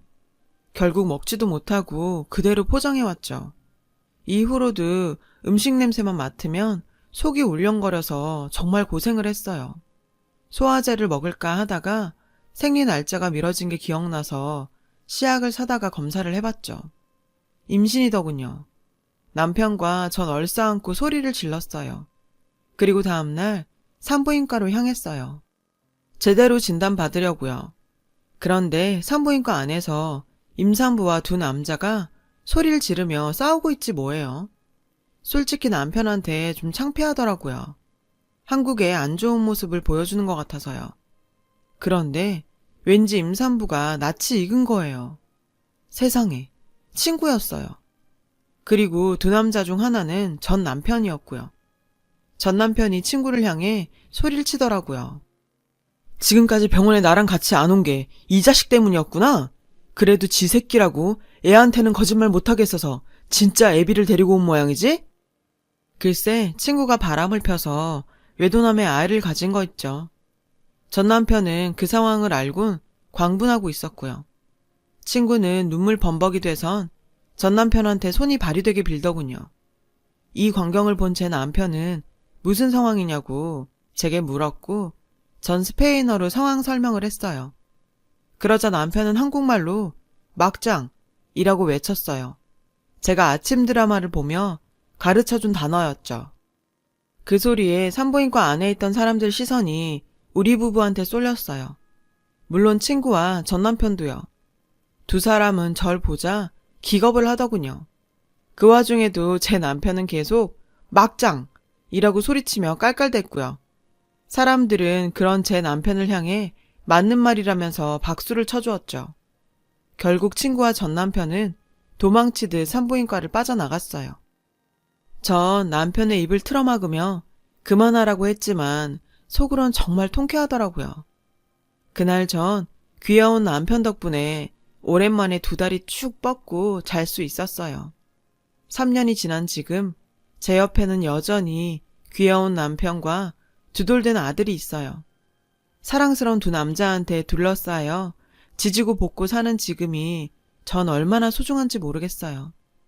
살다 보면 지긋지긋하고 악몽 같은 순간도 있겠지만 그래도 버티고 이겨내면 분명 찬란한 순간을 맞을 수 있으리라 믿어요. 지금의 저처럼 말이에요. 여러분도 어려운 일 있으시더라도 늘 씩씩하게 화이팅 하시길 바랍니다. 제 이야기를 들어주셔서 고맙습니다. 여러분, 사연 댓글에 응원과 현명한 조언 부탁드려요. 좋아요와 구독은 저에게 큰 힘이 됩니다. 오늘도 좋은 일 가득하세요.